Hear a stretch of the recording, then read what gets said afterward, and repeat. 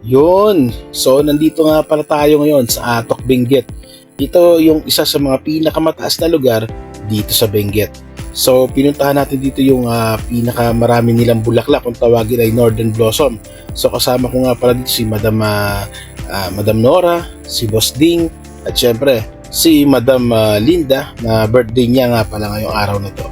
So, yun. Andito nga pala tayo para syempre puntahan yung lugar na maraming bulaklak. Ito nga pala yung isa sa mga dinadayo na mga turista dito sa Atok, Benguet, ang Northern Blossom. So tara, ipakikita ko sa inyo nga pala yung mga rules and regulation at kung magkano rin pala ang babayaran nyo rito sa lugar na to. Pwede nga rin pala kayo magsama ng mga aso, pero syempre kailangan magiging maingat lang kayo sa inyong mga aso dahil syempre baka magkalat lang sila sa loob or magtatakbo, delikado po yun.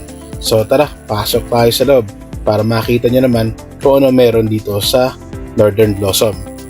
At syempre, bago kayo pumasok sa loob, may sasalubong sa inyong mga tao nila para mag-orient sa atin kung ano ba yung meron sa loob at ano ba ang mga dapat natin gawin dun sa loob ng kanilang farm.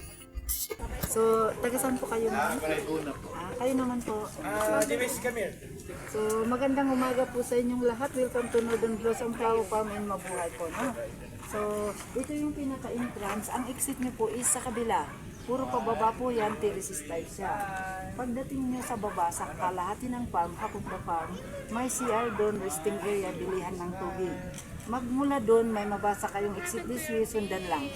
Puro paakyat naman po kayo sa kabila. One way in kasi tayo, one way out. Pagdating niyo sa kabila, may puting building doon, pumasok kayo sa loob para i-claim yung nasa kabilang dulo ng ticket nyo, coffee stop. Only coffee, limited bread after the 12 compliments from Northern Blossom. Wala kayong time limit sa farm, kalahating hektarya po yung ikutin, pero hindi mandatoring tapusin lahat. Yung kaya lang ha. Pag hindi po kaya, may mga kasamahan kami sa babang nakatuli ko ng ganito, pwede kayo magtanong, magpa-assist. Kung hindi nyo kaya, para i-shortcut kayo, pwede rin magkiso yung magpa-picture sa kanila. Okay? So, regarding sa mga bulaklak naman, as long as no picking, pwedeng hawakan, amoyan, picturean, pumasok sa gitna-gitna para makakuha naman kayo ng magandang anggulo, no? So, kung may naggagamot sa inyo, nagme-maintenance, maaari pong pakidala para sa inyong safety dahil nasa high elevation kami, less oxygen po. Nakakahingal pagpaakon. Okay? So, yun lang po. Maraming salamat. Enjoy your tour. Thank you. Thank you rin. Salamat po. So, ito yung pangkapi, sir. Ha? Thank you po. So, syempre, pagkatapos ng orientation, papasok na tayo. At ito nga pala, bubungad sa inyo ang mga bulaklak nito. So, after nyo pumasok dito sa area na yan at lalabas na kayo, ito na yung talagang pinaka mamamangha kayo sa ganda ng lugar. So, mapapasabi ko na lang talaga dito ng wow, napakaganda. Alam mo yun, nakaka-relax. At ito yung mga lugar na bibihira lang natin mapuntahan. Alam mo yun na maiisip mo, saka mo lang maiisip na napakaganda talaga ng Pilipinas. Tapos masasabi mo rin sa sarili mo na sana minsan makabalik ako dito kasama naman ang pamilya. So yun, shoutout nga pala ulit kila Madam Nora, kay Boss Ding, at syempre kay Madam Linda na kung hindi dahil sa kanila hindi ko mapupuntahan yung mga ganitong lugar. Bigyan natin ng magandang entrance yung tatlo. So yan si Madam Nora, si Boss Ding at si Madam Linda.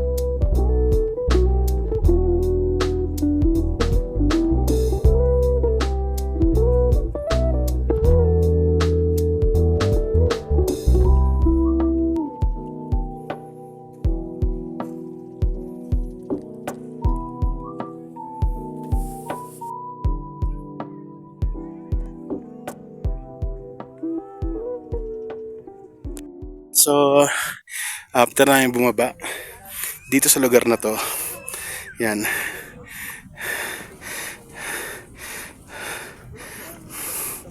Ahon naman. Ahon naman tayo. Kita nyo naman sa boses ko. Hingal. Hingal, oh. Pagod. Pagod.